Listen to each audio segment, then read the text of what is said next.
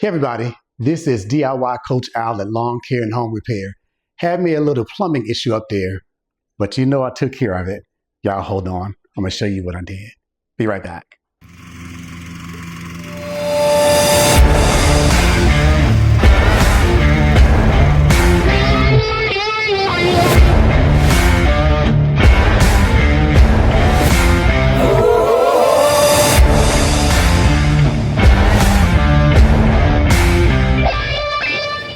Hey everybody, this is DIY Coach Al at Lawn Care and Home Repair, and I thought I'd shoot this video of something that I did that was a mistake. I always teach my students, and whenever I'm posting videos, I'm always exercising caution, telling people to exercise caution. This one I was actually doing some framing to just kind of match that over there, that framing and that wainscoting. And I was putting up a chair rail over here and also that top frame. And on that right board right there, I hit was probably a CPVC or PVC pipe. I heard it when I hit it. I had to turn all the water off, and this is what happened as a result. So now what we have to do is open up the wall right there and replace that pipe. The only question is going to be whether or not that pipe is actually part of the sprinkler system, which I don't think so, because the sprinkler system is actually over there and over here. So I'm thinking that this is probably just a regular, maybe a 1/2 inch CPVC. Well, I figured out that it was not the sprinkler system, because when I put my hand up against the wall, it was actually hot. And my wife was upstairs running the hot water. So I know that I hit what looks to be the pipe, the CPVC, that's going up to our bathroom. I remember when I was putting these recess lights in, that I saw a lot of plumbing up there in that part. But since I didn't have to do anything over here, I didn't think that there would be any water pipes over there. So I'm gonna have to actually move now this box over some. Once I open the wall up and see what's inside, then the water actually drained down here to this electrical outlet, this receptacle. So when I open the wall, I'm gonna actually turn off the electricity, because you know that water and electricity don't mix. So I'm gonna turn off the electricity. I'd actually planned on changing out this receptacle to put a Decora edge in there. So now I'm gonna end up spending part of my day repairing this. And also, since the water came down here, might as well go ahead and replace that receptacle now. Hey, so it dawned on me that this is going to be a 4-in-1. I wish I could split this up, but I need to do this project all at one time. But what we're going to do is you're going to see some drywall repair. You're going to see some plumbing repair. You're going to see some electrical, because I'm going to change that box out. You're going to see me do a little bit of moving this picture frame over, maybe even throw a little wainscoting in, not sure. And may have to do a little painting. So the first thing that I have to do, since I put that brad nailer right here, and I know it was hot water, because my wife was upstairs doing some cleaning, and the nail was right here. So I know that my damaged spot is right here. So what we're going to do is use my T-square to cut out 12 by 12 inch. And I just want to make sure this is level, because I'm going to be cutting the exact same size out for the drywall itself when I do a replacement piece. So because I know that there is plumbing back here, I'm going to use my trusty utility knife to actually cut this drywall out. Anytime you know you have plumbing or anything behind the wall, you want to always make sure that you are not using something like a Sawzall or a drywall rotary tool or anything like that. You want to definitely make sure you are using your utility knife, because the last thing we want to do is to actually create more damage than what's already there. So I'm going to be using my utility knife to actually just go ahead and cut this out. And all you have to do is just kind of really go down, score it. What I initially did was scored it. So now I'm just going to cut it out. Now this is not going to be perfect, but I just want to get in here cut this. And once again, I know that my pipe is right here that I'm going to be repairing. So right now, I just want to kind of get it in, cut that out. Now, when I'm doing something like this, I would normally use my multi-tool to just kind of put a drywall blade on there to go ahead and cut this out. But since I know I have pipe right here, yeah, I'm not going to be doing that. I'm going to just go ahead and use my utility knife, score it, and then come back and cut it. Score it, come back and cut it. And then I'm going to put you guys on hold for a second, because what I'm going to do is go down and get something to actually pull the drywall off with. Let you guys see that. But as I said, using your putty knife is an excellent way of doing this so that you're not hitting anything else that's behind this wall. And just so you know, when you're doing drywall work, you're not going to get clean edges all the time. This is dirty, and because this actually, the water actually ran down, I know that some of this wall is damaged. There we go.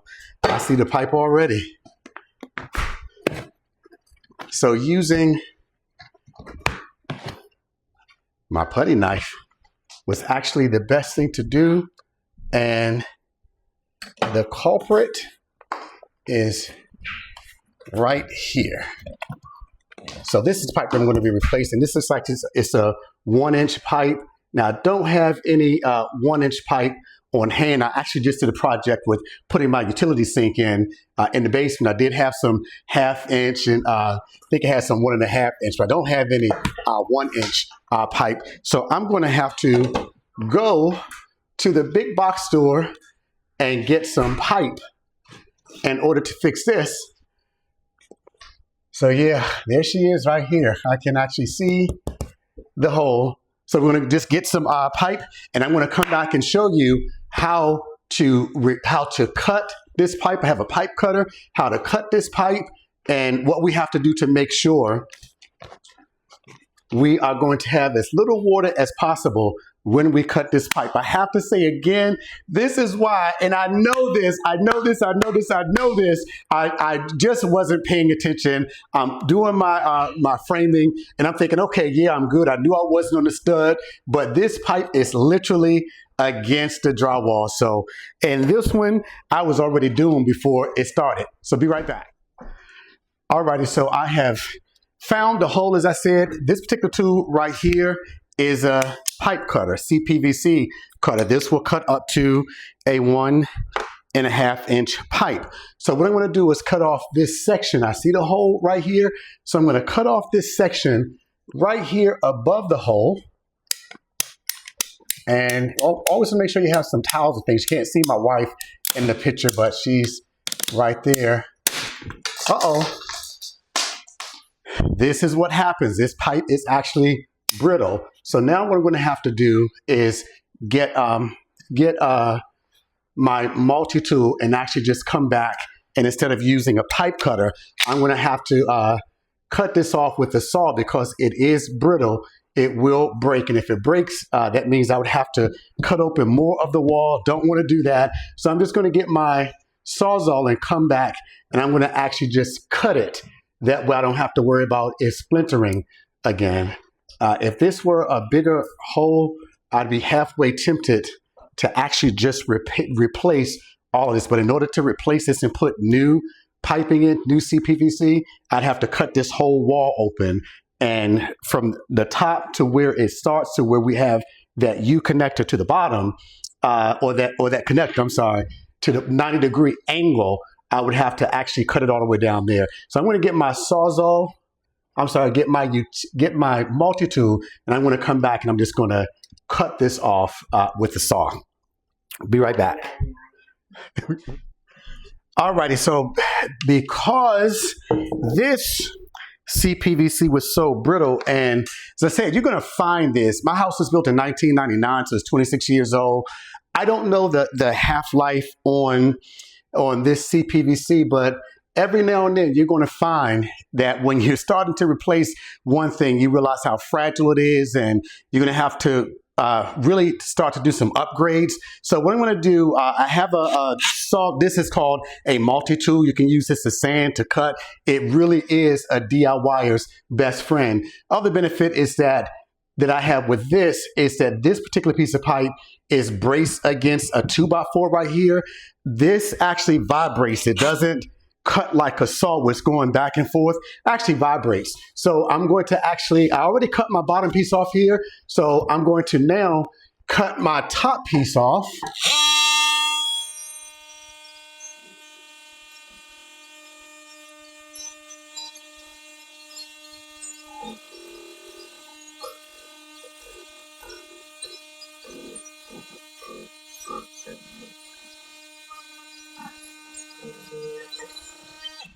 All right, that way didn't have to worry about compressing it or squeezing it with that pipe cutting tool. And this is actually giving me a clean cut. So what I'm gonna have to do now is I'll come back and I'll show you.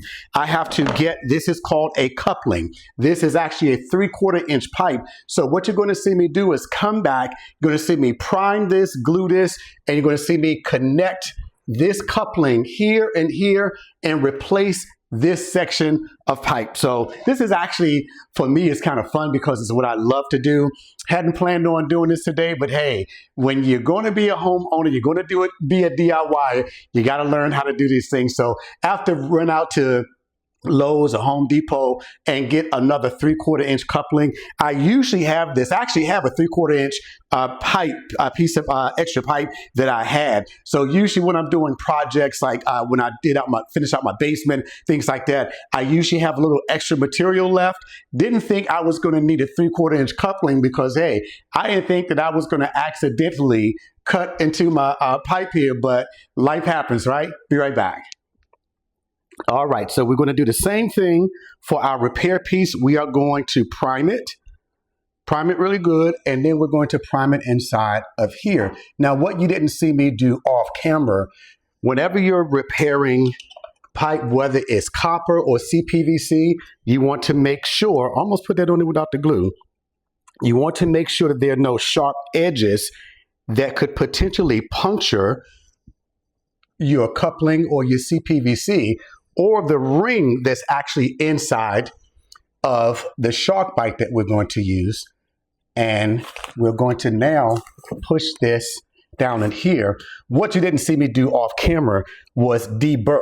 And that's basically, if you have any sharp edges on your CPVC, you want to take maybe 100 grit sandpaper and you want to deburr it. There's actually a tool that you can buy also that you can just put the pipe right in to the tool and it'll deburr it for you. You can just turn it and it'll deburr it. But you didn't see me do that off camera for the sake of time. There's some things that you're going to have to take my word for it. So now what we're going to do, this is already on the tight. The next thing is our SharkBite. Now, the SharkBite, I may have to cut a little bit of this off because I think I'll be able to get that on there. The SharkBite is actually a very fast way of making a repair. If you have a leak or something, you got to get this done fast. The SharkBite will actually bypass the need to do priming and everything else. The SharkBite, you just want to put this right on. Now, inside of this is called a SharkBite because they're metal teeth. We're going to push this pipe about 1 inch in both ways. Can you see it? There are metal teeth inside of there. Can you see it? All right, those teeth are going to bite into, and you can use a SharkBite for copper, you can use it for PVC, you can use it for PEX, you can use it for CPVC. What we're going to do now, we have to make sure that we're pushing this in about 1 inch. So we're going to push it on, make sure it goes all the way down to make that connection. Then we're going to push our top piece all the way in to make sure we have that connection. There we go. All righty, we are good. So now that we have our shark bite, boom, on. What we're going to do now is give the glue, the cement, the primer. We're going to give that just a little bit of time to set up. Then we're going to turn our water back on. And if DIY Coach Al did this right, we're not going to have any leaks. If I didn't do it right, this water's going to come shooting out all over the place. Be right back. Sweet Jesus, this stuff stinks. Hey guys, so I wanted to make sure I went ahead and took another smaller piece of the drywall out because I wanted to make sure I had enough leverage to make sure this shark bite was pushed down. I'm sorry, to make sure this CPVC was pushed down that edge to the shark bite. What you see right here, this is actually called a nail guard or a screw guard. Whenever you like this, they put the CPVC in this 2x4, maybe a 2x6. It's a 2x6. They put this CPVC in the 2x6. The reason I hit this, if you can see right here, when they built the house, I don't think this was a repair. When they built the house, they actually drilled this hole to put the CPVC. They literally put it right up to the edge of the wood. Whenever you put your drill a hole too close to the edge of the wood, you have to put a nail guard there. What's the purpose of the nail guard and screw guard? Is so that if you try to put a nail in the wood, you wouldn't puncture the wood. Unfortunately, because it's so close to the wall, that brad nailer that I used had a 2-inch nail in it. When you take a 1/2 inch off for the drywall, you take the 1.5 inch that code requires. This pipe be away from the edge of this beam, that would have been 2.5 inches. If this had not been drilled so close to this 2x6, I would have never hit it with the brad nailer. Once again, when I teach my classes, I try to let people know, when they're building your home, whoever is building your home, you have no idea what they are doing. And unfortunately, sometimes they will cut corners.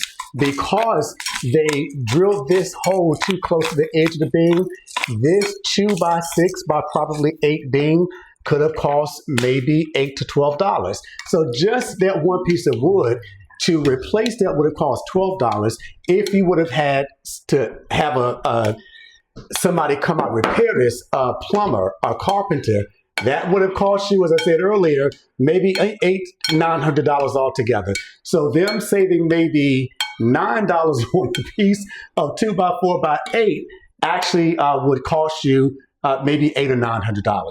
This, once again, is why I always teach, when people come to my classes, I always teach, don't blindly nail into the wall.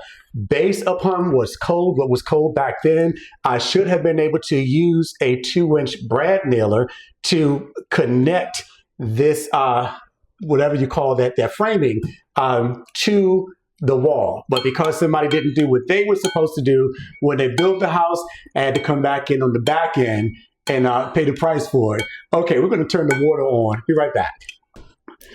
Alrighty, so I'm headed downstairs. Not sure if my mic is going to go out of this range, but Brina is on mic also. Bree, can you hear me? Yes, I can hear you. All right, so I'm getting ready to turn it back on. Yell if water comes out of there. Yikes! Ready? I'm turning it on now.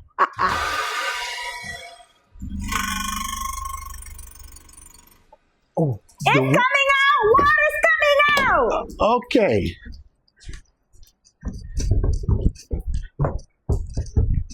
A lot? Yes, a lot.